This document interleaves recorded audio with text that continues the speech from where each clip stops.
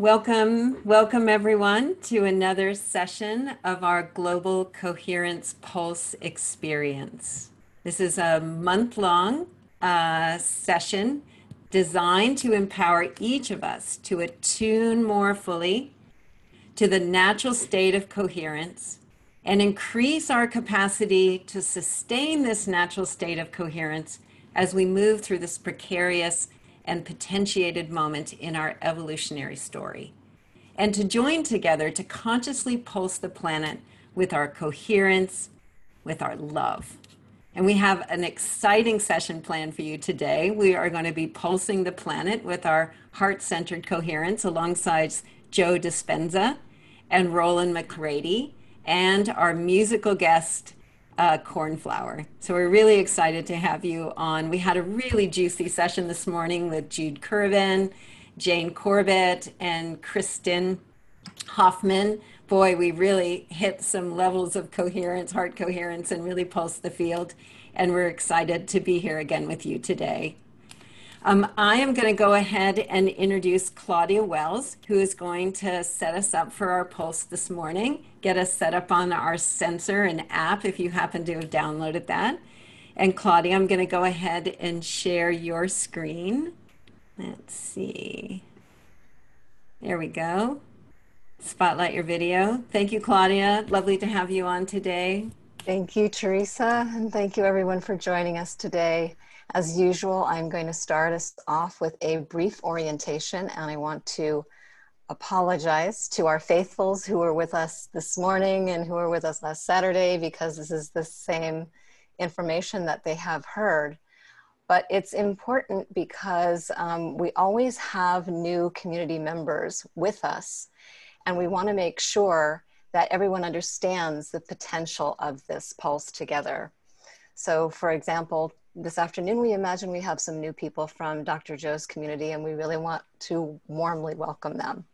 So this is going to be less than 10 minutes, but if you feel like you've got this, heard it before, just go ahead and start pulsing the field or whatever would feel good in this moment. But one way to think about the Global Coherence Pulse, if you're just thinking about it for the first time, is that it's like an ongoing crowdsourcing platform that instead of financial currency, crowdsources the coherent energetic currents of love, gratitude, compassion, and other regenerative emotions to create a tipping point in collective consciousness for the benefit of all life. As a free and open citizen science initiative and social collaboration, we represent a meta network of aligned communities and organizations committed to building heart coherence as an intentional social function, and a scientific collaboration to demonstrate the real-world effects of our coherent pulses with our science partners, including the HeartMath Institute and the Institute of Noetic Sciences, and supported by technology, including HeartMath's free Global Coherence app, as well as a collaborative network of global monitors and sensors that combined allow us to track the coherence we're building individually and that we're contributing collectively to the global field. The app is not required to pulse the planet with us. All we need is your heart. But if you want to take your participation in this citizen science initiative to the next level, please learn about the app and optional personal sensor on HeartMath's Global Coherence Initiative website. Last week, we started migrating from the global group on the app that we usually use to our own Global Coherence Pulse group, so we can start tracking the heart coherence generated by our pulses. If you already have the app installed and are logged in, I can show you some quick steps for finding and joining our group, because it would be great if as many as possible of us could be in the room while we're generating our pulses. And more detailed instructions are on the Pulse website and on our Islands of Coherence virtual retreat space, so you can always do this later. But if you're logged in, from the welcome screen, click the Join Group button on the bottom left. I'll give you a second to find that and get there. On the next screen, you'll see a number of public groups listed. Scroll down to the Global Coherence Pulse public group and tap it to select it. At the next screen, click Add this group on the bottom. And now you'll be taken to the welcome screen. If you scroll down to the heading My Groups, you'll see the Global Coherence Pulse public group listed on the bottom. It looks like this. Just tap it to select it. Next, you'll be taken to the Join Session screen where you can tap on Join Session at the top. And then you'll be taken into the session room, which has two views. One is an artistic visualization of Earth with a field of coherence around it that varies with the levels of coherence we generate. Or you can swipe left for a quantitative analysis of coherence levels generated by those with sensors connected. If you don't have a sensor, you can still see your heart presence counted as your device shows your location on the map by clicking Map on the upper right. And there you will be with everyone else whose presence is being counted. When you exit the session, you'll be taken back to the Pulse Join Session screen where you can see numerical scores of the accumulated coherence that those of us with sensors have generated, so we can actually watch our community's skill building. So what is this thing that we're measuring with our app and sensors? Remember that coherence always implies order, harmony, connection, a dynamic stability, and the efficient use of energy in a system at every scale. In human systems, coherence is a measurable state, indicating optimal performance and well-being, an alignment of mind, body, and emotions, characterized by an ease and flow in life processes. When this coherence is driven by the heart, it's called heart coherence. And this is probably the most important slide because you can understand the difference between coherence and the lack of it just by looking at it. These are two heart rhythm patterns based on plotting heart rate variability or the space between heartbeats. On the right is a coherent heart rhythm pattern that naturally emerges when we experience feelings of love, gratitude, appreciation, compassion, any authentic regenerative emotion. On the left is an incoherent heart rhythm pattern, or more tellingly, no pattern at all, characteristic of frustration and feelings of disharmony, and common in ordinary consciousness because of the common stresses and demands of ordinary life. But when this response to life becomes chronic, it can become our default pattern. And what we know now is we have a choice. On the right is the heart signaling connection, well-being, and flow. On the left, disconnection and nervous system chaos. Coherence is actually considered to be the physiological signature of love at the core of the human system. And it's this coherent waveform pattern that we'll be intending to pulse the planet with together. Because each heartbeat produces electricity, the heart generates a powerful magnetic field that communicates the levels of our coherence, not just to every cell of our own bodies, but also to the social and planetary bodies we belong to. Besides being connected through quantum entanglement and whatever other ways, we're connected to each other and Earth through Earth's electromagnetic field environment, which is why the Global Coherence Initiative and Pulse ask us to notice what we're feeding the field and make a conscious choice as a strategy for world change. Our scientific inspiration for this strategy includes this from the physical chemist Ilya Prigogine, who demonstrated that in complex systems far from equilibrium, as our world is now, small islands of coherence can shift the entire system to a higher order. And the decades of research that suggest that small groups of coherent individuals have more power to affect the global field than large groups of meditators that don't have coherence at the core. When we come together for our synchronized pulses, we're contributing to scientific evidence of effects on a growing global network of sensors and metrics that correspond with our coherent pulses to help science tell a new story of our profound interconnectedness, like Global Coherence Initiative's global network of ultra-sensitive magnetometers. Can we find evidence of our coherence reflected in Earth field fluctuations? GCI's Global Consciousness Project, whose global network of random number generators show a correlation between the movement of mass human emotion and these physical devices. Social metrics. Do we see evidence of increased care, compassion, and resilience in society over time? And a future network of tree monitors giving voice to nature by exploring if the electrical potentials of trees respond to mass coherence building events. These sensor networks are being observed to correlate with our planetary pulses, and we think these experiments will demonstrate that our coherence, our love and compassion, not just the acts they inspire, but the coherent heart energy itself moves the world. Observing these kinds of global effects requires a synchronized pulse of coherence, and that's what we're doing together. To take us deeper on all of this today, our session hosts are Dr. Rollin McCraty, Director of Research at the HeartMath Institute and my colleague at HeartMath's Global Coherence Initiative, and Dr. Joe Dispenza, who probably needs no introduction as a New York Times bestselling author, who works with people at the intersection of neuroscience, epigenetic and quantum physics for world healing, and the evolution of consciousness. But first, our host, Heartist, is no stranger to the Pulse community. Thank you, Cornflower, for joining us again, and over to you for some musical alchemy.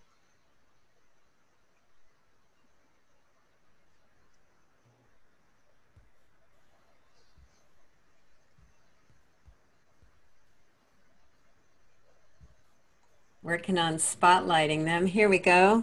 Thank you, Claudia. Beautiful and coherent as always. I love somebody put in the chat on our Islands of Coherence website and said, it's okay to hear the information again because we just want to feel your beautiful heart. I just want you to receive that love. Yeah. And Cornflower, so lovely to have you back. It's always so great fun. to be here. Thank you so much. Yeah. I'm going to open with 3 deep conscious breaths. So if everyone can join me so we can arrive here together, inhaling through your nose and exhaling through your mouth with a sound.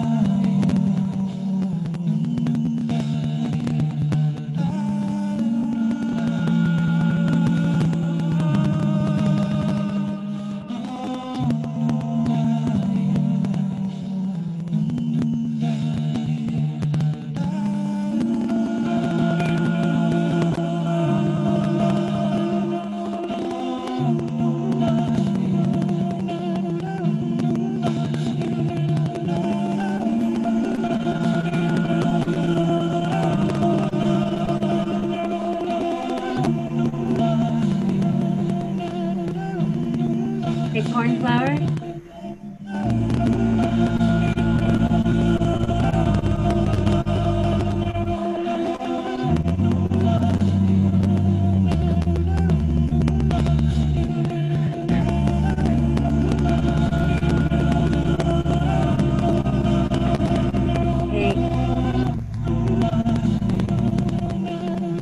Hey, Cornflower.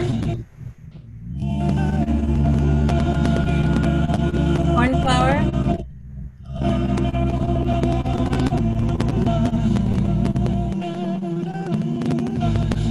Hey, Cornflower.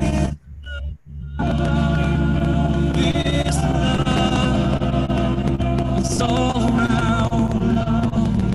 It's all around you. This love.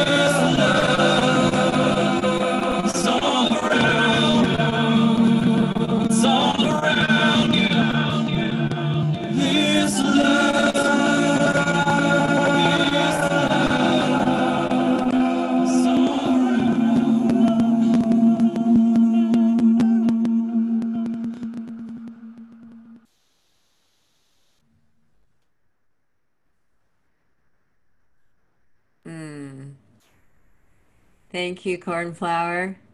You're so welcome.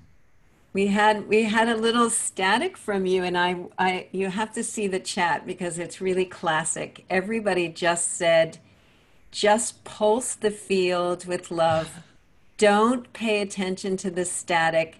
The more coherent we are, it will go away. The vibes are still good. There was not a single complaint about it. But let's test you before we do the next session, okay? The next segment. Yeah.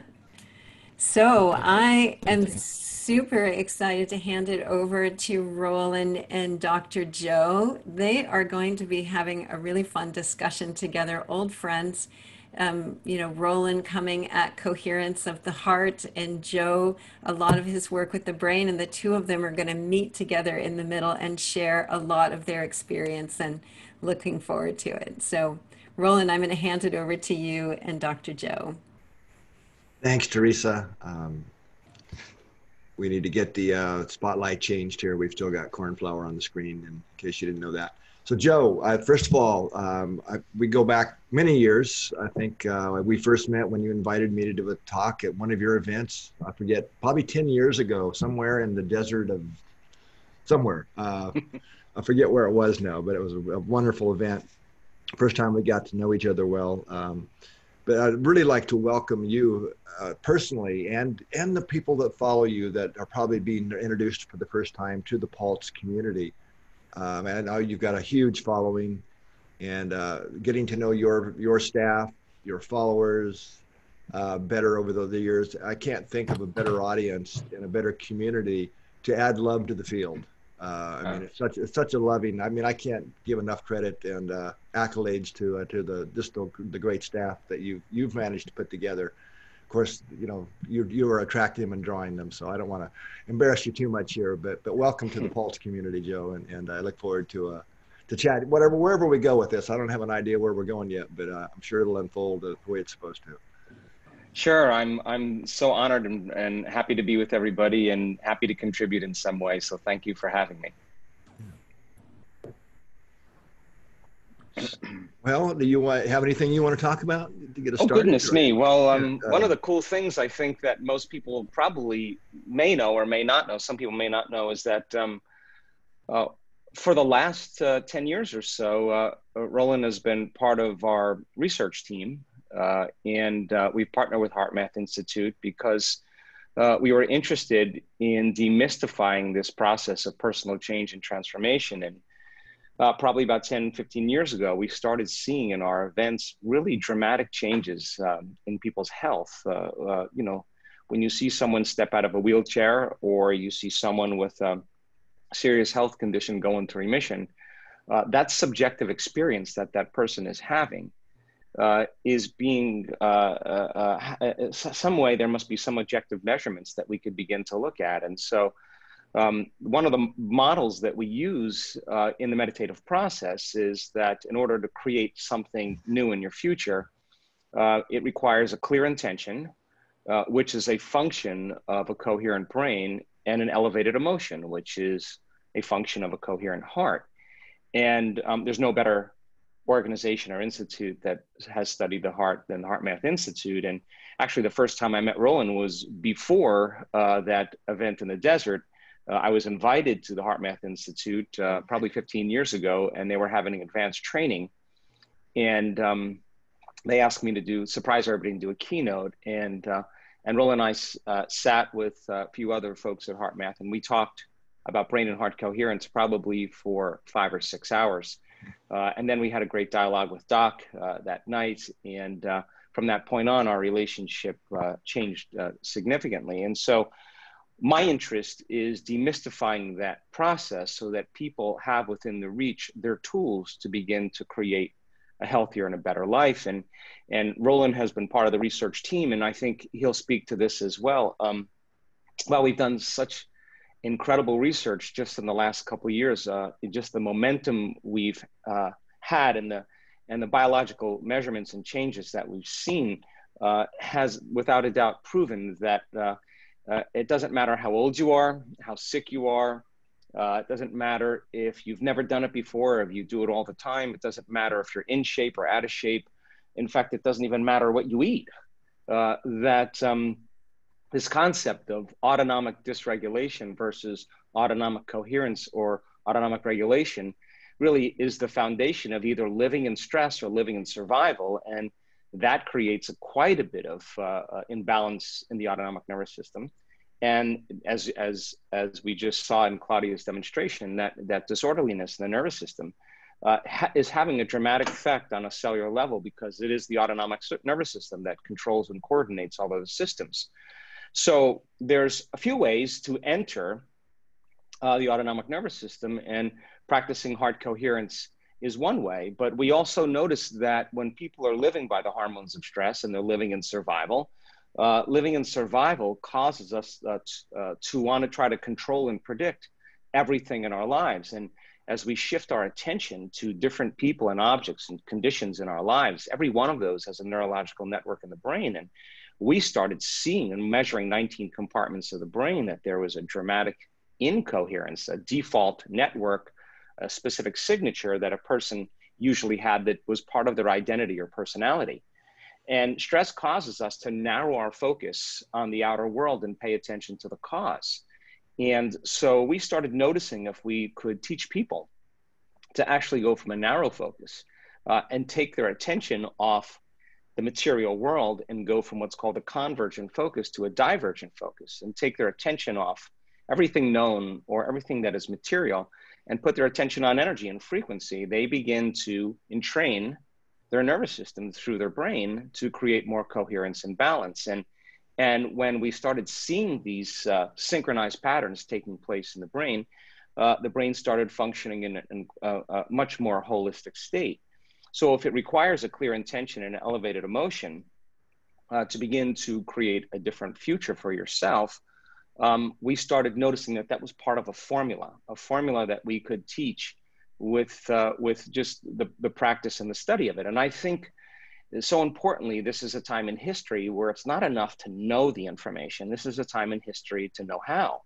So then if you can practice brain and heart coherence, what are the effects that you could see? Could it change gene expression? Could it strengthen your immune system? Could it lengthen your life? Could you change the neurotransmitters that are released in your brain and body?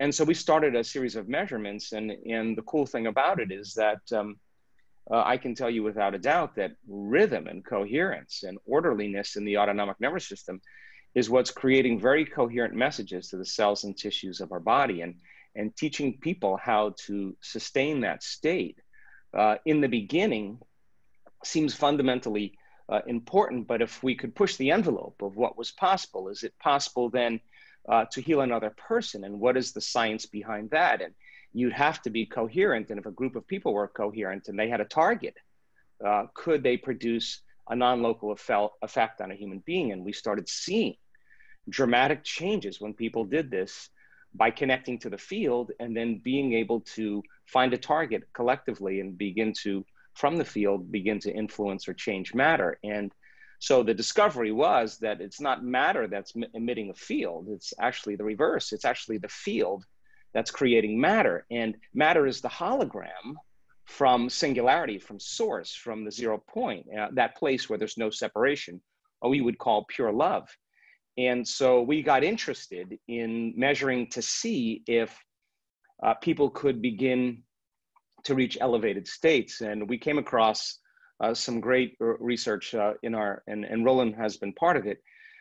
When people started to connect to this energy and to this field and learning how, by opening their focus, not only creating coherence in the brain and synchronizing the brain, and what syncs in the brain links in the brain, so the person begins to become more whole, but to learn how to slow down their brainwave patterns.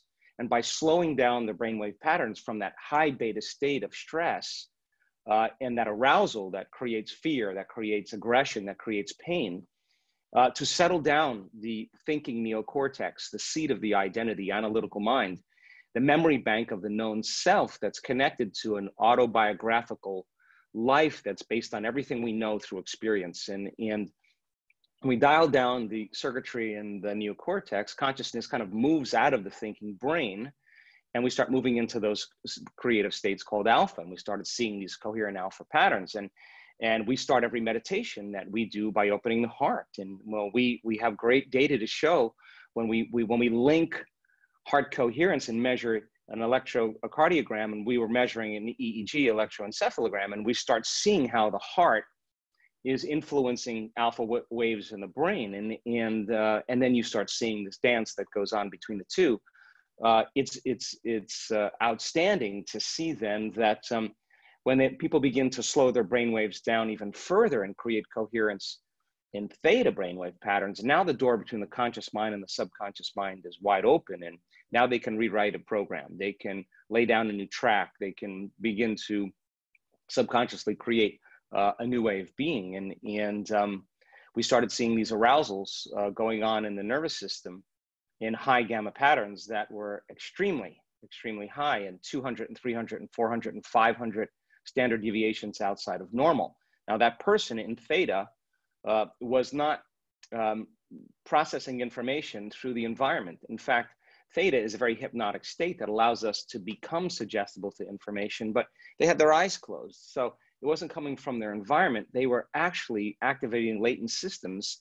And now their autonomic nervous system was processing a very coherent, highly organized level of gamma that would create a greater level of awareness. And that kind of coherence starts to trend higher energies in the brain. The brain started producing very high amplitudes of energy.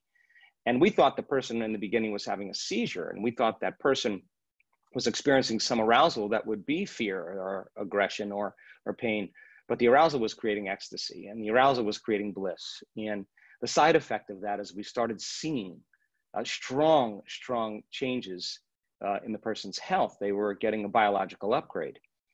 And so my interest, as I said, is to look to see how common people can do the uncommon and to push that envelope. And if you asked me probably 10 years ago, if I thought I would see, what we're seeing today in the work that we're doing, I'd probably say maybe once or twice, but it has been nothing short of miraculous. And when you get a collective community of people that are working every day to overcome themselves and to create from the field instead of from matter, and understand the science of how to do that, and the coherence in the brain and heart really produces a beat, a synchronization that can synchronize to the unified field. And when there's a vibrational match between our frequency and different frequencies that are all around us, by the way, when that arousal takes place, I think a person begins to be baptized by an energy that changes them forever.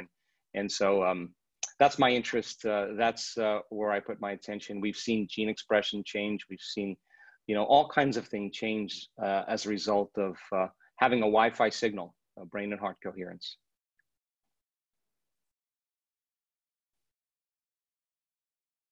I'd just like to kind of go back and maybe, I'm unmuted now. Click on a couple of things you said that are especially relevant to the pulse in the community here. You're talking about matter in the field. Right. So one of the things that I'm often known for saying in my little chats with the community is what we feed the field matters.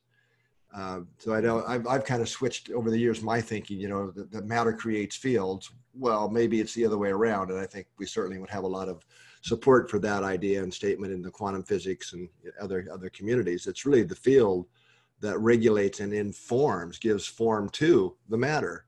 So I don't know if that's something you would resonate with or. Yeah, I mean, I'd love to talk about that because there was a researcher out of Yale University that in the 40s that really stumbled upon this in his studies. And he was studying electromagnetic fields around eggs. And he was studying all types of eggs, salamander eggs, chicken eggs, all kinds of bird eggs, reptiles.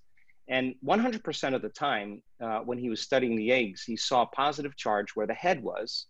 And he saw a negative charge where the tail was. Well, if you have a positive charge on one side and a negative charge on the other side, you have an external electromagnetic field. You have a magnet in a sense. So living organisms produce their own electromagnetic field. So he started studying the electromagnetic fields in living organisms and ultimately made it to human beings.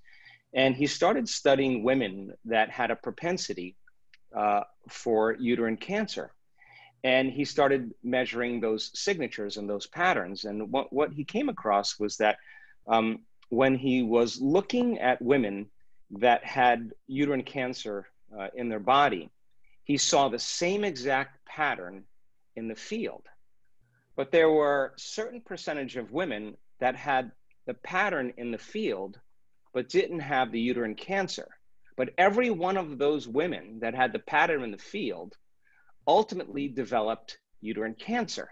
So the information, the pattern was in the field. And he said, it's not matter that's emitting the field, it's actually the field that is actually slowing down in frequency and creating matter. So is it possible then to change the pattern to create more orderliness, more connection, more wholeness in the field? And could that change the projection of matter into three-dimensional reality? And so with the understanding of this, we started looking to see if we could heal other people. And when you start seeing blind people seeing, and you start witnessing deaf people hearing, or stroke patients that have been immobilized or lost their motor function, or stage 4 cancer going into remission, it's that coherent signature and the interference of coherence that creates these very complex patterns that really are the patterns that unify all of nature. So yeah, I think people, I think it takes a little bit to wrap your mind around that, because then this would be the illusion that we're experiencing, and we're part of a hologram. So you can't do that unless you know how to get beyond your body, your identity, your connection to the environment, thinking about the time and the predictable future, the familiar past. You have to learn how to get beyond yourself, and then you got to know how to open your heart, and that's what unifies and connects. So we've done measurements with that. I think Rollin has seen some of the measurements that we've done, where we've taken groups of people and set people in the front of the room, and we asked people to go into heart coherence, and then for the send the intent for the greatest good to those people wearing the heart rate monitors, and you see an instantaneous entrainment with many people. And it's a non-local phenomenon, and it's the autonomic nervous system again that's regulating into more order. And so when we saw those high gamma patterns in those aroused states and all that orderliness, that was a lot of autonomic orderliness or upregulation. And it was super interesting, because when you looked at the brain, the neocortex was the thinking brain was lights were out, but the limbic brain, the autonomic nervous system, which is controlling and coordinating all other systems, is sending a very orderly, high amplitude frequency to all the cells and tissues of the body. And according to the quantum model, all disease is lowering of frequency and an incoherent frequency. So when the person gets a biological upgrade, now they're not being changed matter to matter. It's not like they're changing their diet or they're exercising or their positive thinking, or, they're not doing it matter trying to change matter. It's actually the field that's interacting with matter. And as we get closer and closer to singularity, to source, and the more connection we feel, we could only explain it as ecstasy or bliss. And as you feel that feeling of coherence, and you feel it in every cell of your body, the cool thing about it is you don't want the moment to end. And that's when we lose our identity and be consumed by this energy. And so we started realizing that was a formula that we were able to execute and repeat. And I think by repeating it, it becomes scientifically valid. And we have such great data to show that it can happen to anybody.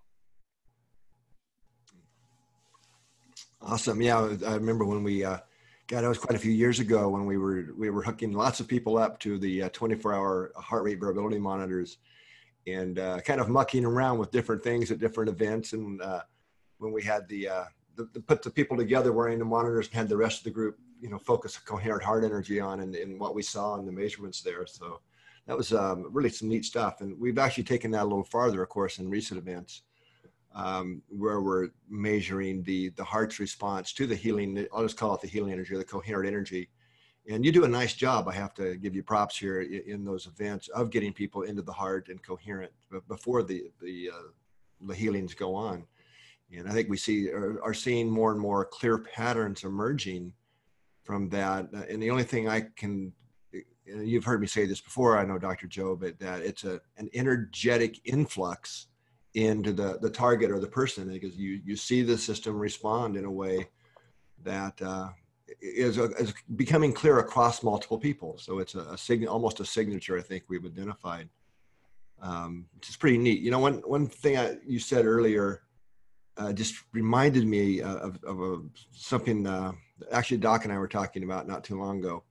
You know, we talked a lot about stress, and one of the things he always suggests for me is to, what the heck are we talking about when we say stress? You're stressing me out, right? That causes incoherence, but it's really you talk about elevated emotions. Well, it's the other side of that coin that really takes us into incoherence so much of the time. The impatience, frustrations, irritations that I think for most people that really aren't practicing, you know, or trying to become more self-aware of what's going on in their own system and what they're feeding their cells, it's just normal. It's natural. We don't even recognize it. It's in our language, right? I mean, oh, I was just frustrated, but people don't realize what that frustration or irritation that we just kind of live in day to day is really doing to our systems and ourselves. And I think so much of the work we really have to do to maintain the state you're talking about really gets down to a lot of the day-to-day work of recognizing the incoherence is what drives us into incoherence, and being very practical about it. How do we actually shift those states in the moment? I don't know if you have any thoughts on that, but it's just something you reminded me of and what you were talking about. Sure.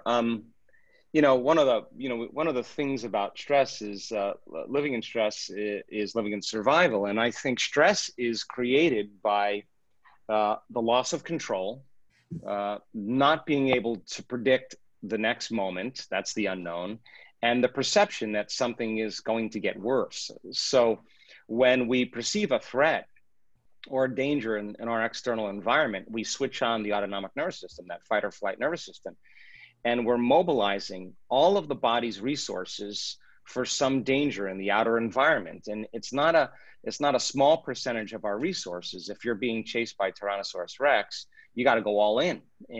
But what if it's not Tyrannosaurus Rex that's waiting outside the cave? What if it's your coworker sitting right next to you? So what was once very adaptive becomes very maladaptive, because when you turn on that emergency system, that stress response, and you can't turn it off, the constant moving of the autonomic nervous system out of balance becomes the new balance. And if all the energy is mobilized for some threat or danger in the outer environment, there's no energy in our inner world for growth and repair. And so the long-term effects of the hormones of stress push the genetic buttons that create disease. Now, here's the crazy part. The arousal that's created, the rush of energy that's created from the hormones of stress, gives the body a rush of adrenaline, and people become like junkies. They need the problems and conditions in their life to reaffirm their dependence or their addiction to that rush of energy or adrenaline. And so they become addicted to the life they don't even like, and they use the problems and conditions to reaffirm it. So then it's also the truth that we can turn on that stress response just by thought alone. You can think about your problems and anticipate the worst case scenario. And now you can become addicted to your own thoughts, because the thought is producing the stress response. So if it pushes the genetic buttons that create disease, stress hormones, chronic stress, and keeping your body in autonomic dysregulation, and you can turn on the stress response just by thought alone, then it makes sense that your thoughts are going to make you sick. So the fundamental question is, if your thoughts can make you sick, is it possible that your thoughts can make you well? So can we build a model of understanding to help people to move out of that state of alarm and move into a different state? So when we're aroused by those chemicals, there's a rush of energy causes us to feel more like matter, less like energy, more like particle, less like wave. And so now we feel like we're more our bodies, and we have more attention on our body, because if you're being chased by a predator, you better be thinking about your body. And if you're running from the predator, you better be looking in your environment. The rush of chemicals drives your brain into this high beta state, and now all of your attention is on the outer world. But what is your environment or outer world made of? Objects, things, places, people. And if you're rushing in that state to run from that predator, you're obsessing about time. So when we're living in stress, we are putting all of our attention on our body, on our environment and time. And where you place your attention is where you place your energy. And we become immersed into the illusion of three-dimensional reality because the stress hormones actually heighten our senses and we become materialists. And so if our senses are heightened, then now we're feeling more like matter and less like energy. Then in a sense, my senses are heightened, then I'm going to experience separation between everyone and everything.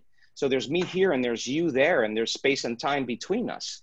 And all of a sudden now, if I'm going to create the dreams I want in my life, the problem is if I'm going to create the matter to matter, then I got to move my body through space to get what I want. I got to go from one point of awareness to another point of awareness. And as we move through space, we experience time. So yeah, and then there's you here and then your dreams are some way somewhere in your future. And you estimate how long it's going to take you to pay that house off or to pay that car off or to lose that weight or get healthy or whatever it is. And we got to get up and from matter to matter, we got to move through space and it takes time. So then if we're creating from matter to matter and we only have a certain amount of resources and we're experiencing separation, we force outcomes, we control outcomes, we fight for them, we compete for them, we manipulate them, we cheat, we lie, we do whatever we can to get what we want because we're matter trying to change matter.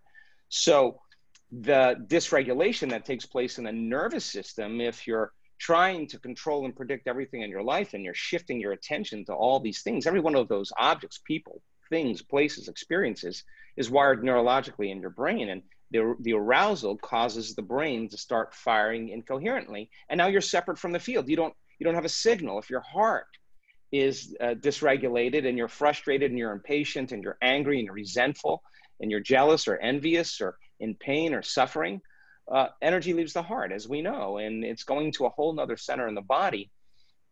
We stop trusting ourselves.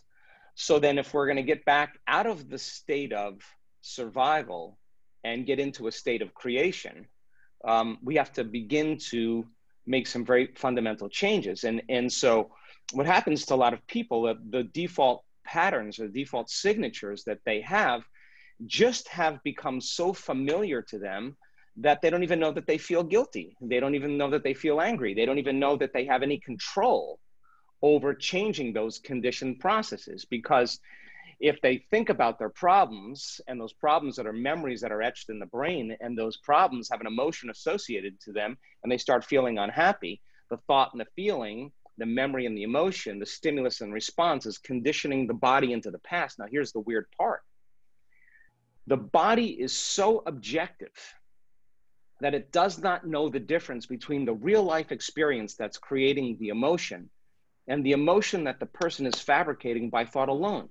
So if that emotion is influencing our thoughts and those thoughts are producing chemicals for us to make us feel more frustration or more unhappy, and then the brain's checking in with the body and says, you're really frustrated, and then you generate more thoughts, firing and wiring the same circuits and conditioning the body emotionally into the past, that cycle of thinking and feeling and thinking is what conditioned the body to emotionally be in the past.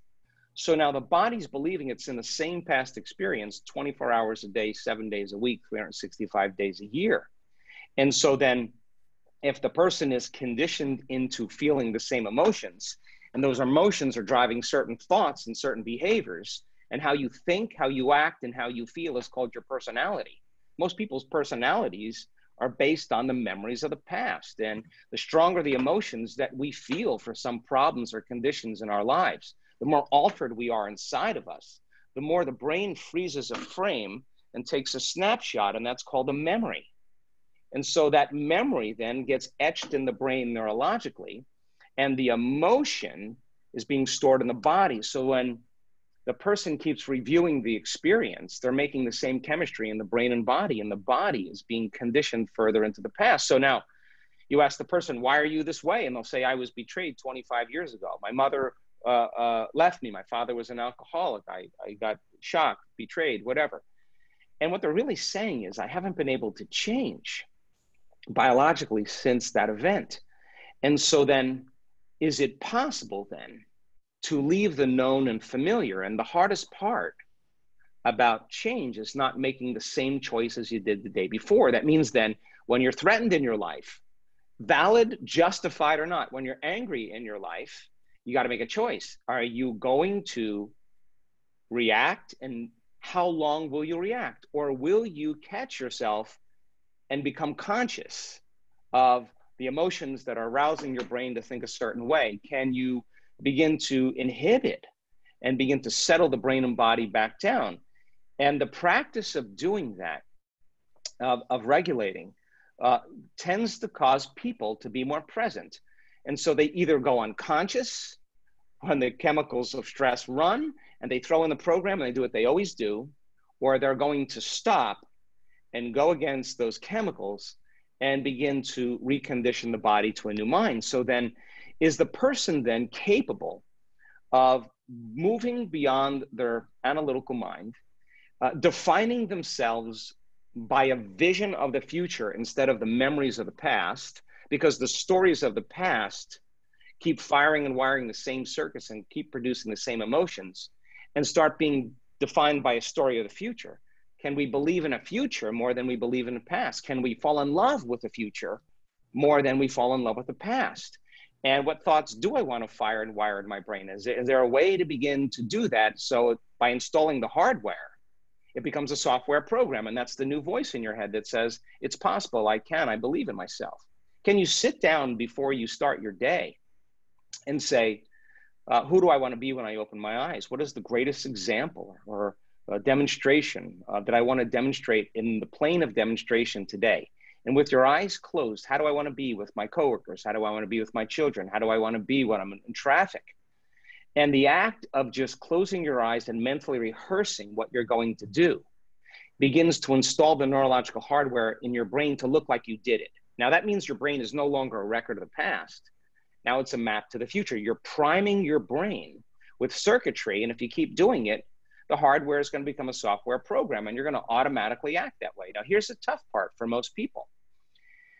Can you teach your body emotionally what the future is going to feel like before it's made manifest? That means you can't wait for your healing to feel gratitude or wholeness. You can't wait for your new relationship to feel love. You can't wait for your wealth to feel abundance. That's the old model of reality of cause and effect, waiting for something outside of us to take away our emptiness that we feel, or separation we feel inside of us.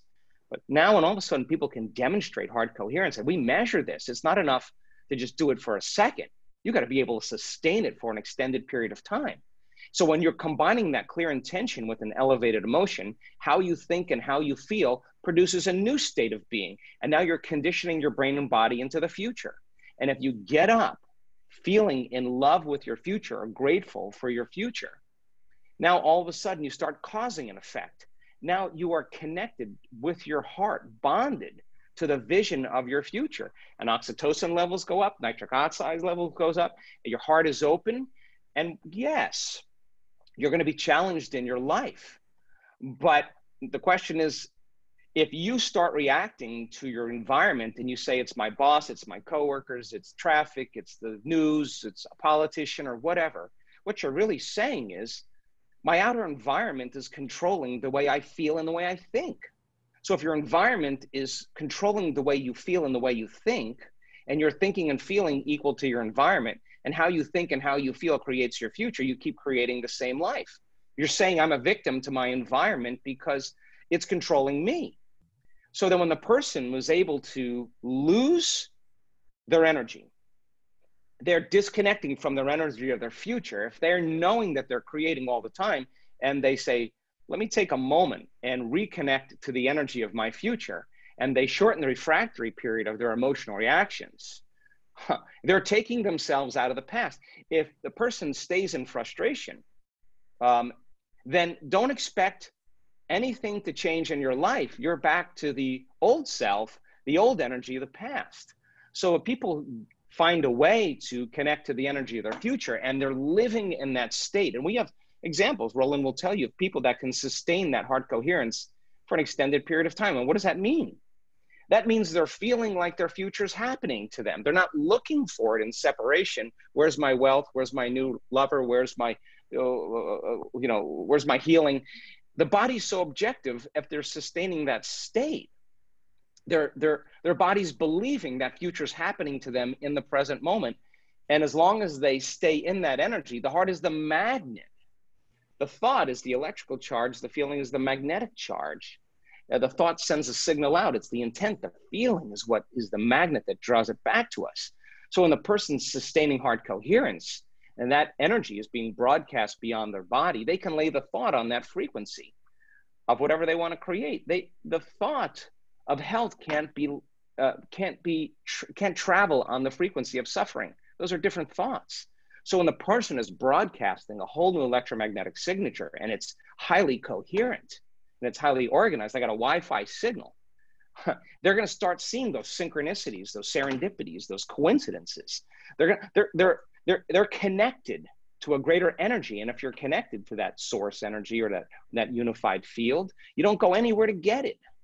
There's no place to go. You are the source. And so people start seeing now that as they practice this, that the joy and the inspiration that's created by those opportunities and synchronicities wakes them up from the dream, and they're excited to do it again because they want to synchronize their energy to their future. And when there's a vibrational match between some possibility in the quantum field electromagnetically and our own signature, that vibrational match begins to create outcomes in our life in terms of feedback. And the cool thing about it is that the moment that starts to happen, people never want to change anything in their past when it starts to happen, because they realize that now they're the creator of their life. They feel more whole. They look back at their past from a greater level of consciousness. And as we know with heart math, it's the heart that resets the baseline for trauma. And the person looks back at their past from a greater energy, a greater consciousness, and has nothing but forgiveness for their past and their betrayers, because they're no longer in the emotions of their past. They're experiencing something completely different. And so people who do this properly, they're not saying, oh God, I got to wake up and be the creator of my life today. They get up because they don't want the magic to end. And so, yes, we are faced with every reason to be in survival, to be in stress. And that's natural and that's normal. But what's supernatural is when people are able to catch themselves from going unconscious, and that moment with their eyes open, excuse themselves and reconnect and create heart coherence and connect to the energy of their future.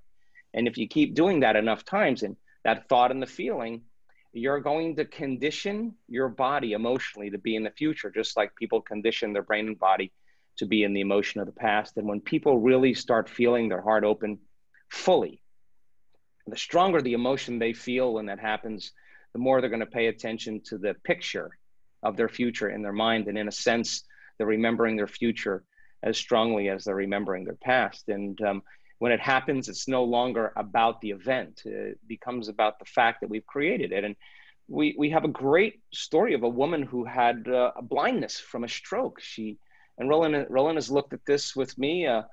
She had a stroke. She lost vision in her lower left quadrant of her eye. She was pronounced blind. She was a nurse, has her own business.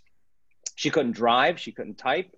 She lost a lot of function. And she went to all the doctors, and the doctors told her, if it doesn't change in 2 weeks, you're going to have to learn to live with it. You're going to have to accommodate.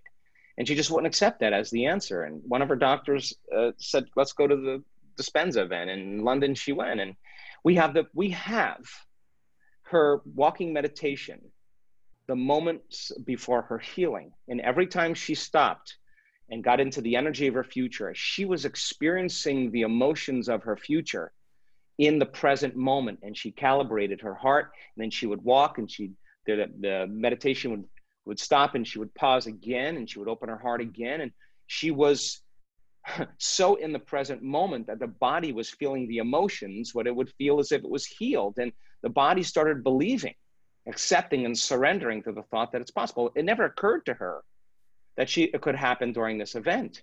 The next meditation she went into, she was healed. Yeah. Just to click on that a little bit, what you're saying there for people that quite follow it is what the recordings show, that consistently throughout that whole, I think it was several hour meditation, that she was going into long sustained periods of heart coherence. And this is what led up to her healing, if I have the story right. Yeah.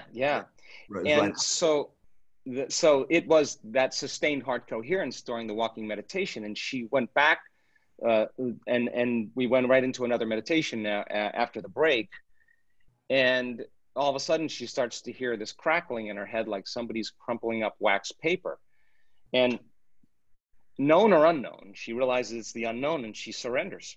She opens her eyes and she has a complete recovery. And let's see if I have it on the screen. Let me show you guys this. You guys want to see it? I'll show it to you. Okay, here we go. Okay, so take a look at, this is her stroke. It happened on the optic nerve, and this is called hemianopsia. And with a stroke, the damage to the optic nerve was causing that visual field, the left lower quadrant, and both eyes to lose sight. And that is enough to be diagnosed with clinical blindness. Now, this is a meditation, her first meditation that she did, where she was wearing a heart rate monitor for 24 hours.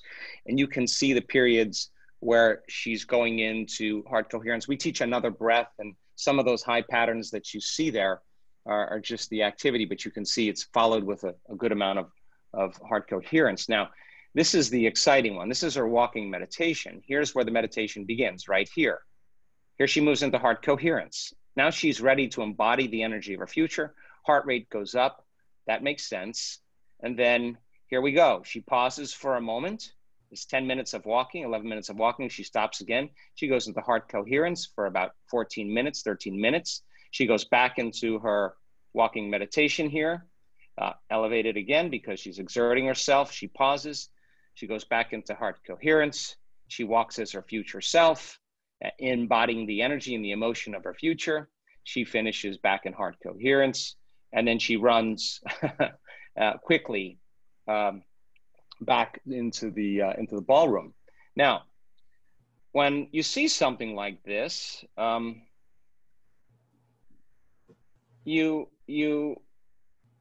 she's on the stage and she's telling everybody that she can see, but you know, we're empirical people, so this is her eyes before, as you saw. And then I send her on the Monday morning right after her experience to get her eyes scanned again, and you can see there's absolutely no sign of damage to her eyes, and she's restored her vision completely. Now, to me, she's the living example of truth. I mean, this is what's possible for human beings, and the heart is a big factor because thoughts are the language of the brain and feelings are the language of the body. And when we open our heart, we are moving energy back into the heart, and it's ultimately going to move back into the brain. And when that happens, the heart, like grabbing a big sheet and just like whipping that sheet, you're going to create a beautiful, beautiful pattern that's going to begin to create coherence in the brain. And that's when the game begins to change, because those alpha patterns mean that we're more interested in living in creation than living in survival. And Rollin has seen some of this, and some of the heart brain measurements are cool. Right. Let me just show my screen real quick, because I know we're about at the end of our time that we have here, but I think this is a neat story. It'd be fun for us to talk about, Joe, as we kind of end this, about how the heart and brain, which is kind of the title of our session here. If you can see this, you know, just some comments leading up to this. One of the things we talk about a lot here, you know, in terms of how the heart and brain communicate, is a lot of people don't realize that the heart actually sends far more neural information to the brain than the other way around. And this is not some new discovery. This is basic anatomy and been known since the late 1800s. Yeah, but with modern technology, we're able to see some of this. So when we were at the event with one of your other research partners, Dr. Daniela and her team, who are doing a lot of brain mapping, the last event I was at down in Indian Wells, we were able to add the electrocardiogram, or the ECG, the heart recording, to the brain waves recording. So these long, if everybody can see this, these big pulses you see here, that's the heartbeat. That's the actual electrocardiogram. And at this point might be my finger here, Joe, when you were back looking at the screens, because the whole brain cream was back there going, whoa, wow, look at this. So you can probably tell the story better than me. Because what they were seeing for the first time was how the brain rhythms, and we can see the alpha most clearly here, was actually literally synchronizing to the heartbeat. And then in other words, with each heartbeat is when the alpha burst would occur. And then here's another view of it. These are just pictures from our phones, right? Of the real-time screens. And you can just clearly see it. But what was amazing to us that even I hadn't seen so clearly before was how the brain was shifting states literally between heartbeats. I don't know if you want to add anything, Joe, here, or Dr. Joe, but yeah. So I mean, look, if we're living in survival and we're living in stress, it's not a time to create. It's time to run. It's time to fight. It's time to hide. And all those different 19 compartments that we're measuring the brain are just out of rhythm. They're just out of order. When the brain is incoherent, we're incoherent. When the brain isn't working right, we're not working right. And so then the heart, then when energy makes it to the heart, and you start seeing these are stroke volumes that you're seeing here. Those high lines are the stroke volume of the heart. And when it's coherent, it's going to propagate a wave to cause the brain to move out of survival. In your heart, you're not in survival. The heart is the creative center.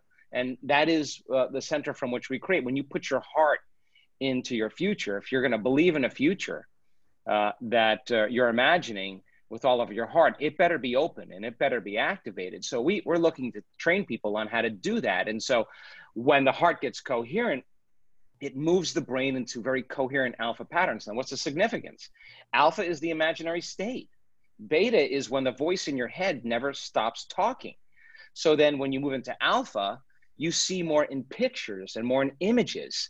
And that kind of allows us to start to feel safe enough again to begin to create. And when we move, we have these great scans where people move into coherent theta patterns. Now, what does that mean? That means the body is so relaxed that it can begin to rest in a light sleep while you're awake. You're dreaming. You're intentionally dreaming.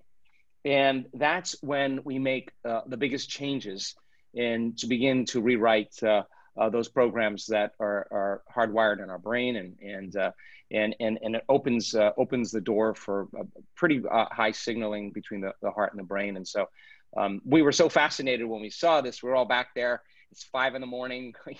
We got 10 people scanned, and we had just hooked it up, and everybody's back there with their eyes popping out of their head, just going, "This is amazing." And it's again, it's just harmonics. It's just cadence and rhythm between our heart and brain, and that's a good balance. So I'll just quickly show folks here. This is a study we had done some years ago. There's a lot of people ask, well, why is coherence so important in meditation, or heart coherence? And this is a great example of why.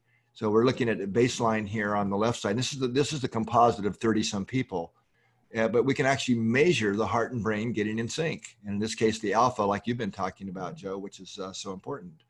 So where the red is the higher the red color, the more sync. So we can actually see that the heart and brains do literally measurably get in sync when we're more heart coherent. Yeah. And this wasn't even meditation. This was just people getting coherent. Yeah. So that's anyway. I just wanted to kind of illustrate why this getting the heart and brain aligned and in sync is so important.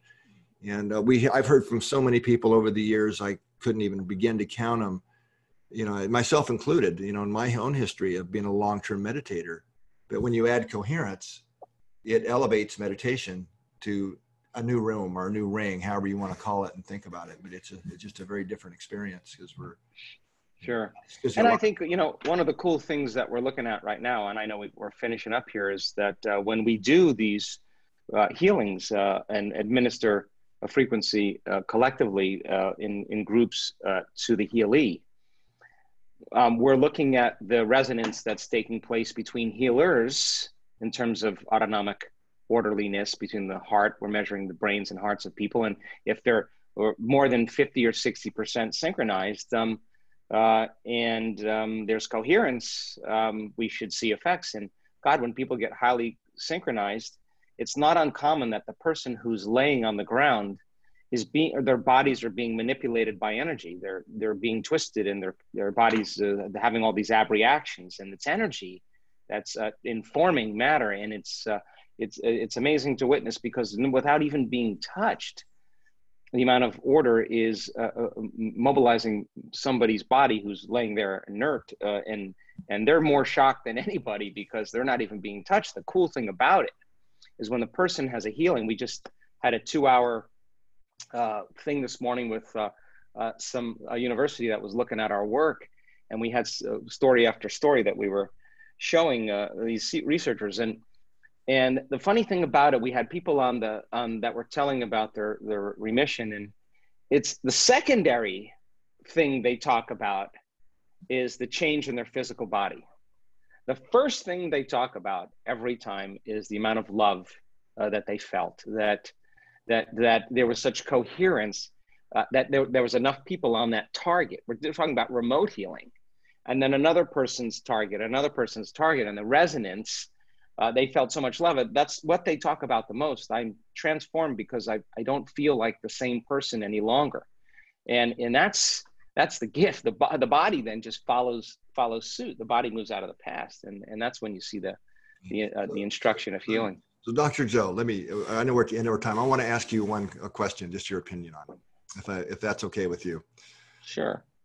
Do you believe, you were just talking about love, that if collectively we can pulse the planetary field with enough love, that we can heal the planet? I do. I mean, I wouldn't be doing this if I didn't think that. It was a baited question. I thought I knew your answer. I would have asked it. No, of course. But listen, here's what I want to say about that, because I'm a pragmatist, and there's been 23 peer-reviewed articles on peace gatherings, and 64 published papers, or maybe more now, on the effects of violence and crime and social disorder and economic growth when there's more coherence.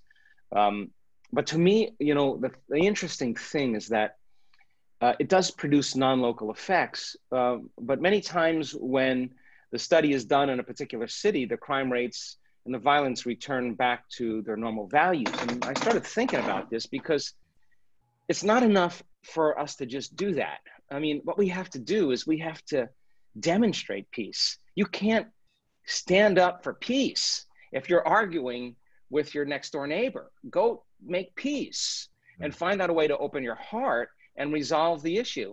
And if you do that properly, something amazing happens. Now you're demonstrating peace, and you're witnessing someone showing up unpredictable. In other words, your memory of how people normally react when there's crisis is this person's not fitting that memory. They're out of pattern, they're out of phase, they're showing up differently. And what that does to a human being, because of mirror neurons, says, wow, Rollin is really different. I want to be like him. And they start emulating. Instead of violence, they start demonstrating and emulating forgiveness. And if you keep doing that enough times, and enough people begin to witness it, it's happening not only in the field, and you can't get up and get on the freeway and flip someone off in the next moment. That's not it. You got to be able to sustain that and do it enough times that you ultimately become it. Now you become peace. And now that's a whole different innate quality. You're embodying it through the emotion, through the experience. And the body's influencing the mind, and the mind is influencing the body, and there's a new state of being. Collectively then, enough people begin to do that. There's a new consciousness that's born, eyes open as well as eyes closed. Exactly. So I think we have to demonstrate it in our lives in every way we can. Absolutely. And that's why I always invite people to become more aware of and responsible for what they're feeding the field. Not just when we come together, once a month or once a week for a global meditation or pulse, but just to keep in mind and be aware, we're always feeding the field 24/7, and really be starting to become more conscious and aware of what's the ratio of what we're feeding the field. How much of it really is being kind and compassionate and connected versus, the other stuff, the frustrations, the irritations, the fear, and so on. Because it all counts from my perspective. I agree. So Joe, I think we probably should turn this back over to, I'm not sure who's coming next, but Teresa will let us know. Thank you so much, my brother, for agreeing to come on and being part of this. I've, as always, really enjoyed it. Rollin, I love you. I just love working with you and knowing you. Yeah. Thank you so much, you guys. How about everybody that's out in the field watching right now that has been enjoying this? Let's just actually send a big wave of love to both of you right now. Thank you so much for your time and your presence and your genius and your love. Oh. Yeah. Yeah, thank you so much. Hmm. All right. Well, Joe, I So know. Oh, go ahead, Teresa. have a wonderful time with your researchers. I'm really happy that you took a little time out for us to come and be with us, and I hope the rest of your day goes really smoothly. Thank you for inviting me. It was an honor to be with everybody. I hope you'll come back to another one sometime. Invite me. We'll Yes, do. we will. All right. Great. Okay, ciao, ciao. Bye-bye. Bye. Well, let's go to Cornflower. He's been doing some testing back there. He's got Hey, all the everybody. vibes going. Yeah, so I had to switch out with my phone, and but it works, so that's what matters Beautiful. most. All right, so this next one's called With All Things, and sending so much gratitude and love to everyone out there.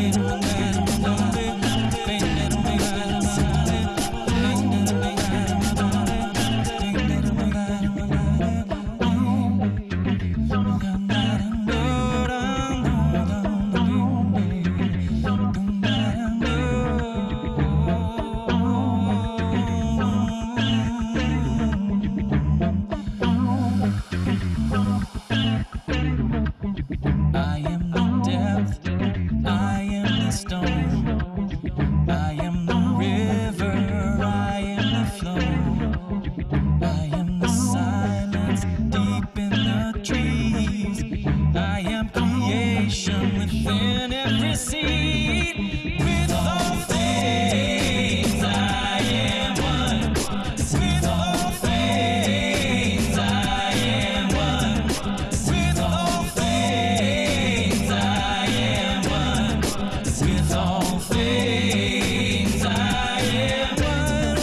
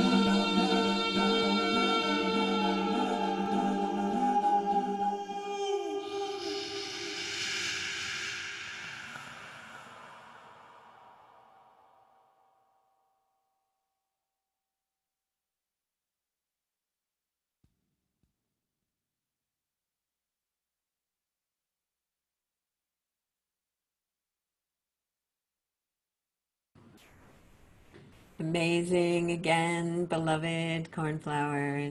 Thank you so much. You're so welcome. You're so welcome. You're so welcome. We get one more, maybe two more. We'll see. We might have a little extra time, Cornflower, and everybody loves you. And I put links in the chat for Cornflower. Thank And you. there's one special request that I have is that one of the links that I put in there is for his, I don't think it's in there. I'm going to, Cornflower, let's put in that link for you where you have your patron account. And Okay. for Absolutely. $3.33, you can support Cornflower's music. And I want everybody to do that today. That would be a really beautiful thing to say thank you. Thank you. Yeah. All right. Well, next we're gonna do our Coherence Pulse meditation, which Cornflower set us up so beautifully, getting the vibes going. And of course, Rollin and Dr. Joe had us already feeling into the future that we're creating, and we'll be able to really pulse the field with that today. So, Claudia, I'm gonna go ahead and spotlight your video. There we go. Hello. Hello. Beautiful. Ah, it can be hard to transition, but we're getting better at it here because we go from the head to the heart to the head heart. I want to say thank you to Dr. Joe and Rollin and Cornflower. I'd really like to just continue with you, Cornflower. That would probably generate the strongest coherence pulse, but we are going to give you a break. As we heard from Dr. Joe, we can change the world with our coherent pulses. And the Global Coherence Pulse is hoping to demonstrate this scientifically so we can hurry history.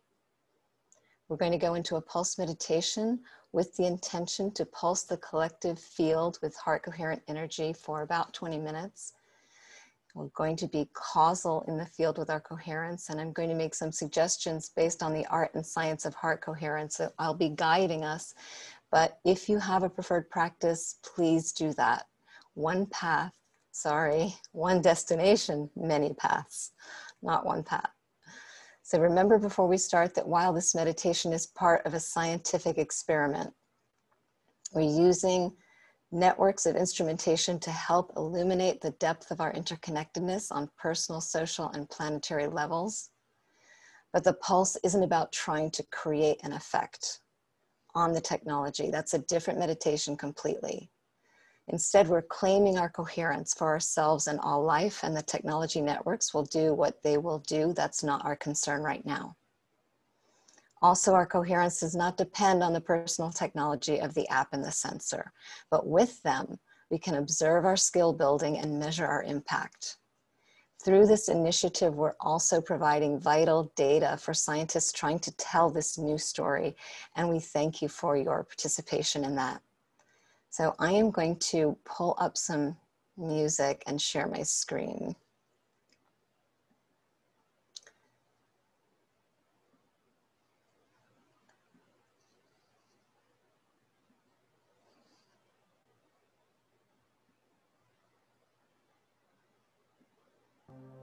Can you hear my music? Can you hear? Yes. Great, thank you. Yes. Okay. So we can close our eyes or keep them open. Is anyone else getting an echo or is it just me? No echo. Okay. All right. So as we heard just now, it's great to keep our eyes open because that's the direction that we're headed in.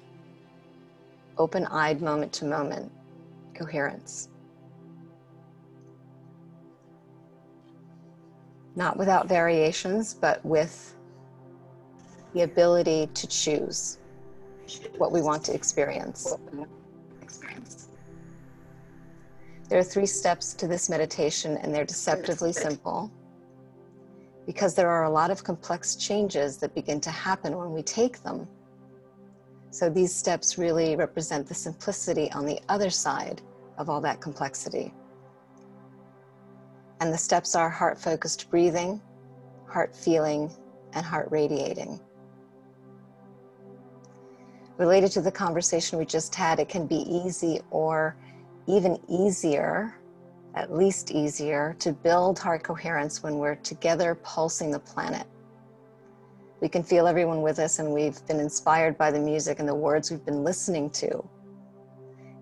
But it can be more difficult when we're feeling challenged in our lives and possibly feeling alone in this pursuit at a particularly challenging time on the planet.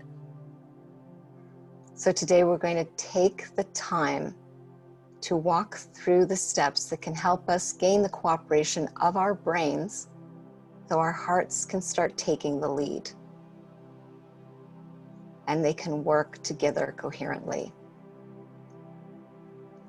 An important bit of wisdom that applies to this practice is if it's not simple, make it easy. If it's not easy, make it simple. So although the steps require our focus, we're in the domain of effortless action. So please make sure you're comfortable and shift the focus of your attention to your heart. You can place your hand over your heart if it helps your attention locate your heart's physical location. You may have a feeling like I do, oh, hello heart, I don't visit you very often with my full awareness. And it might feel great to do that, but sometimes it's not as easy to focus on your heart. At those times, you can find a part of your body where there's no tension, no resistance, and start there. Make that your doorway. Resonate with that part until it feels easy or even safe to return to your heart.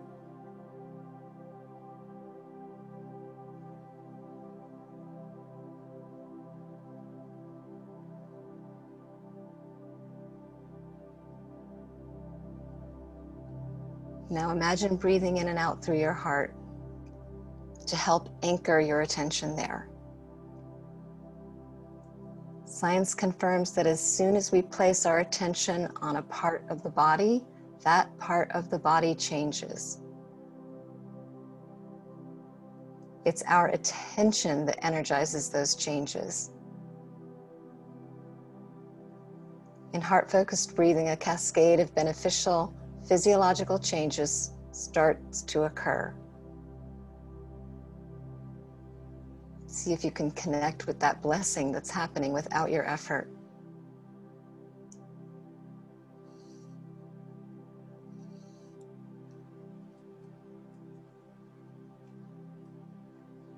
Now imagine your breath flowing naturally, a little more deeply and slowly than normal, but easy.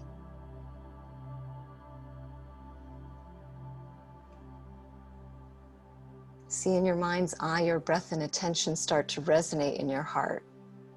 And know that while this feels relaxing, it's more than relaxation because we're maintaining our focused attention on our heart and our breath.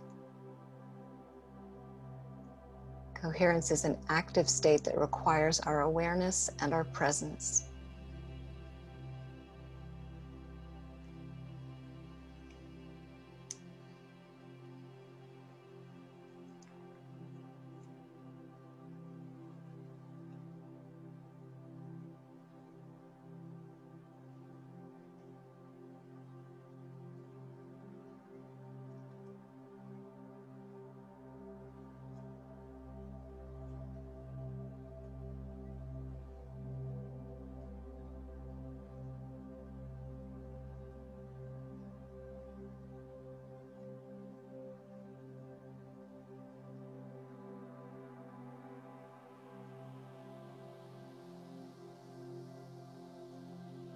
The next step is heart feeling. Remember to be easy. The heart is an organ of perception. Sense into your heart's perception as we expand our focused attention to include heart feeling.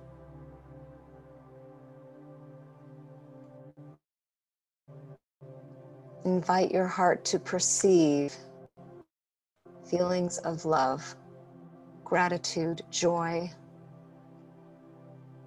compassion, appreciation, or care for someone or something.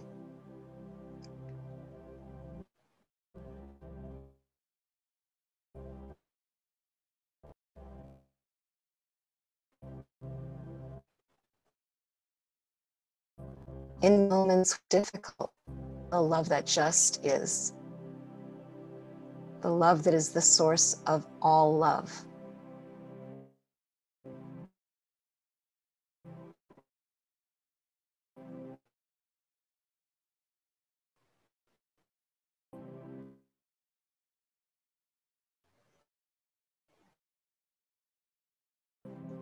And a very profound take. Gratitude for the beating of your own heart, for sustaining your life. Or gratitude for Gaia for sustaining all life.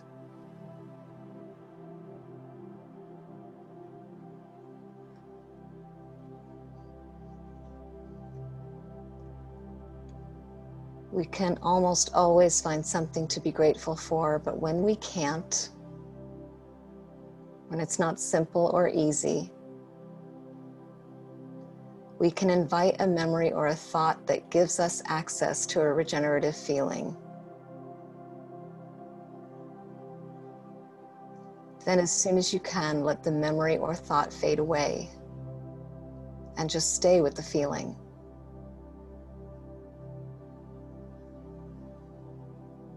These regenerative feelings can exist independently of any external circumstance.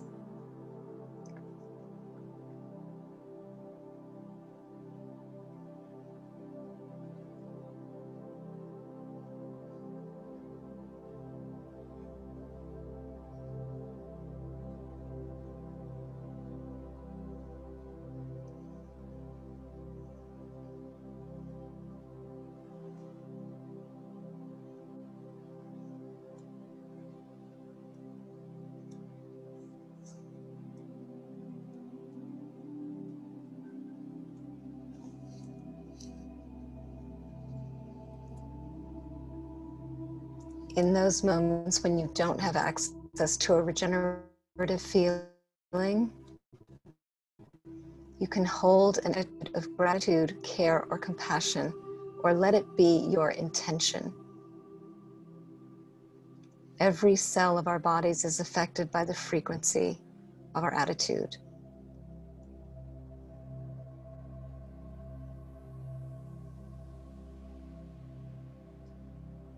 If the only prayer we ever say is thank you, that's enough.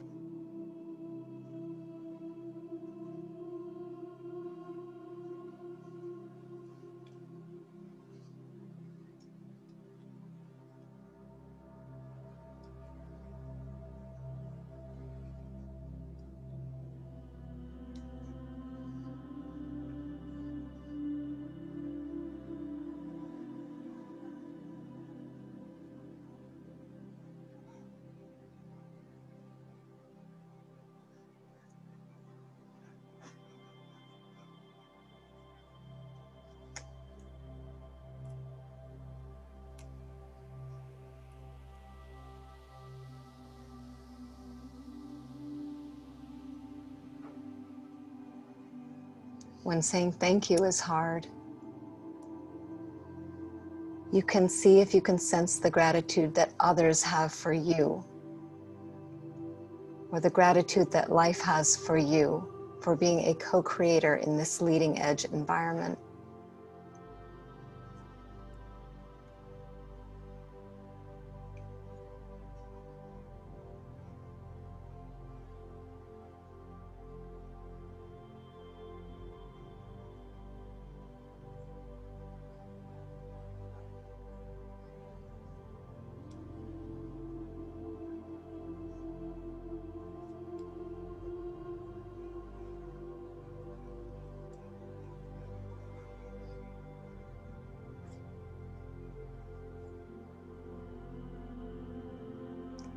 The more we visit these regenerative feelings or attitudes, the more we can sustain them, the more the important psychophysiological changes that helps raise our coherence baselines get anchored.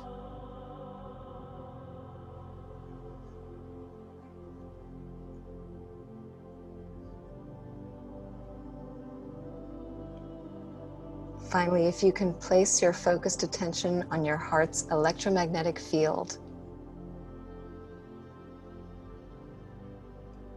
expand it to include everyone on this call as cells in one social body, and sense into or imagine the coherence that we're building. You can rest here.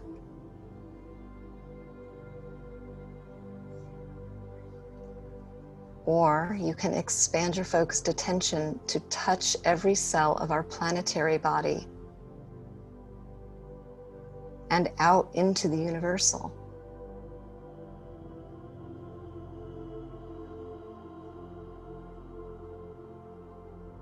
How far can you go?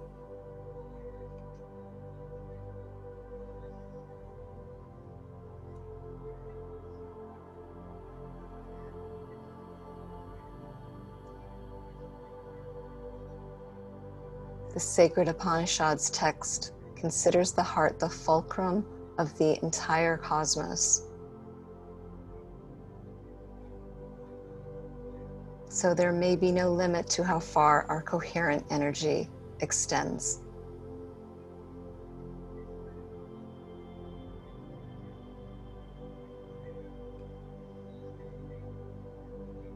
How far can we touch with our love, our gratitude, our attitude or intention of appreciation without efforting?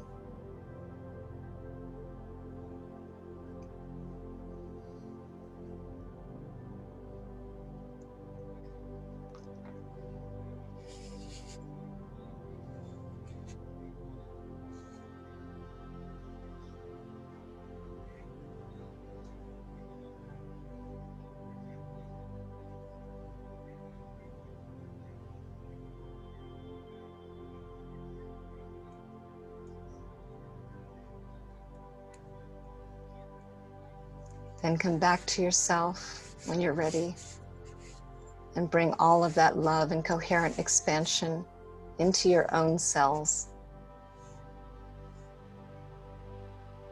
And proceed with the faith that the coherence we're generating is making the needed difference,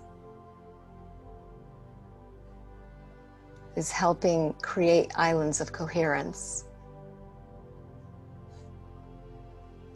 uplifting the entire field environment and benefiting all life.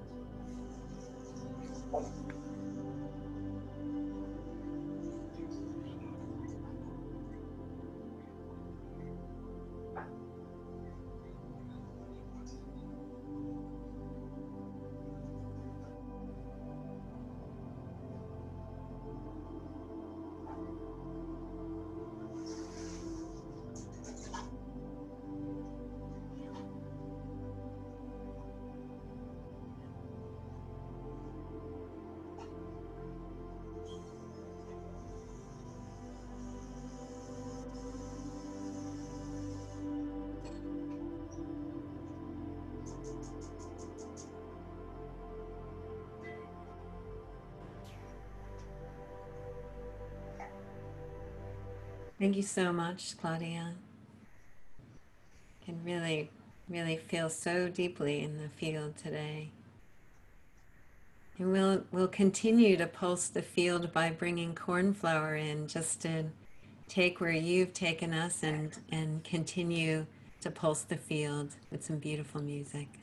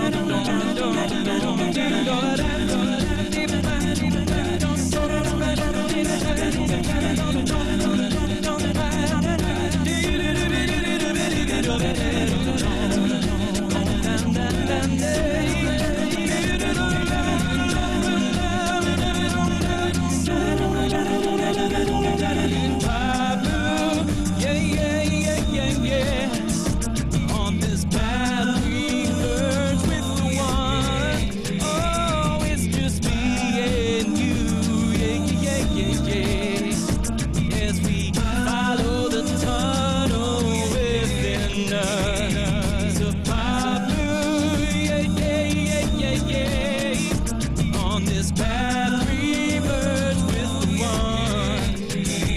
It's just me and you, yeah, yeah, yeah, yeah. As we follow the orbit of our sun, oh, complete cosmic surrender. Don't song we all can remember. A vibration with no beginning.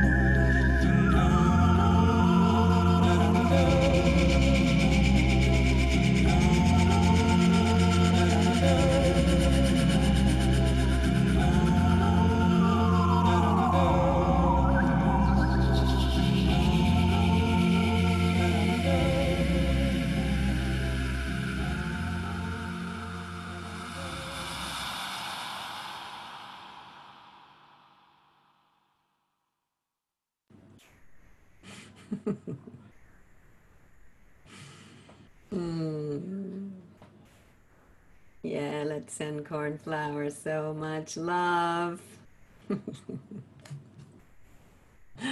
So much love to you. Thank you so much. You're so welcome. Thank you, Teresa. Love you.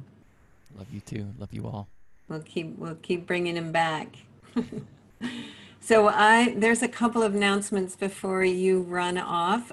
We do have a community integration lounge, and you can join that right after. And I put the link in the chat, and I'll do it again. But while I'm putting some links in the chat, I'm going to bring on Maya, who is going to be hosting that. And also, I've been putting in the chat a link to a survey that we would love for you to fill out, and she can tell you a little bit about that as well. So Maya, I have you spotlighted on screen, and you can just unmute. And I'm putting the links in the chat now to both the lounge and also to the survey. Thank you, thank you, thank you. Teresa, can you hear me? Yes? Mm-hmm. Wow, what a beautiful day. It's been such a powerful experience for me, and I'm imagining so many others out there. Just so much heart and gratitude and love for everything that's happening here. Teresa and Claudia, you inspire me endlessly. You're amazing women and great model for all of us in this community. And thank you, Cornflower, for such incredible high vibes. Every single time I'm just lifted to the next dimension. And all of these incredible experiences that we're all having here, let it not stop with these moments. Let us come together continuously, find each other, share our stories with each other, anchor this feeling into our everyday lives as we move forward. And that's the power of community, and that's the power of these integration sessions. I highly recommend everyone come and join us and continue to pulse the field as we share our incredible breakthrough stories of what these experiences are making available for every single one of us and for the world through our example. And another way to share your story and be part of the new story unfolding with all this incredible momentum we have here is to take the survey. We'll put it in the chat, but it is the Global Coherence Pulse Survey. And it's an opportunity for you to share exactly what's been happening for you. What has this made available for you? What do you believe is possible? Be one of the many voices rising up right now to tell this new story, this new positive narrative for humanity. And we're able to do that through the measuring the field, as Claudia talked about, as well as answering these surveys. And we'll be sharing the results with all of you on the Islands of Coherence website, which the link is also being shared in the chat. And just really excited to be one of the people here that are amplifying all of our voices for the betterment of the world. So I'm so grateful and looking forward to seeing you all in the Integration Lounge. Thank you so much, Maya. Really appreciate it. There's also some other events that are happening that I want to let you know about too, besides ours. This is happening all around. I'm trying to spotlight my video and just I'm having a crazy day. So we get to look at Maya's beautiful face. We'll go to gallery view. There we go. I'm just going to put some links in the chat. Global Days of Unity has another event happening today, and I'll put that in the chat. And also, I want for us to continue because we don't want to just pulse the field on Saturdays, right? We want to do it every day. And I'm going to put a link in the chat for the Coalition for Global Unity, which happens every Monday, and that's on Awake TV. Also with our friend Jennifer Hill, who hosts that. And it's a wonderful 30-minute meditation, happens every single Monday with incredible people, thought leaders coming on to do that. So another opportunity for us just to drop in and pulse the field. And I'm going to put a link into the Global Days of Unity. They're doing, I think, something tonight at 6 o'clock. So right now, and then also Saturday Night Alive. Saturday Night Alive is happening, and they have Michael Beckwith on and some others. So I'm just going to put that chat in there also. And then the last thing I want to say, I have put in the chat around making a donation to the Global Coherence Pulse. And I want to say, in order for us to keep doing that, it's something, if we all chip in a little bit, then we can keep doing pulses like this and we can grow the Islands of Coherence. So whatever you can give is really appreciated. And if you'd like to be an event sponsor, or if you'd like to be a patron of the Global Coherence Pulse, please give us a shout out. You can go to our website and there's a contact link there, and please be in touch with us because we want to reach more and more people, engage more and more people in pulsing the field. And we're already doing so much with those of you that are coming and showing up. Whoops, almost took my mic off. So I just want to thank everyone for showing up today. I want to thank our partners on Awake TV and Unify and Ian. Let's all right now send Ian some love for his back. Ian is having a little bit of something going on with his back.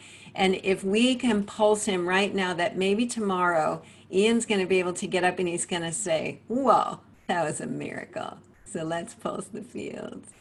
Yay. Ian, we love you. Thank you so much for all you do for us.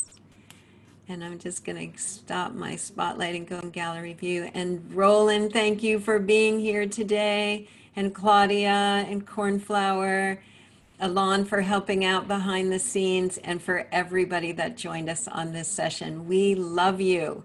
And we want to see you in the Integration Lounge. And next Saturday, Pulsing the Field, we're going to have a great lineup. Just Magic is coming next week. Also, Kimberly Gamble, Shiloh Boss, Naima Lightshield. We have a lot of women next week. It's going to be a powerful, powerful feminine day. So look forward to seeing you all there. Blessings. We love you. See you in the lounge. I love seeing all the chats goodbye of everybody. I can feel your voices going, bye, thank you. All right, blessings. Have a lovely day. We'll see you over in the lounge. Love you too. All right.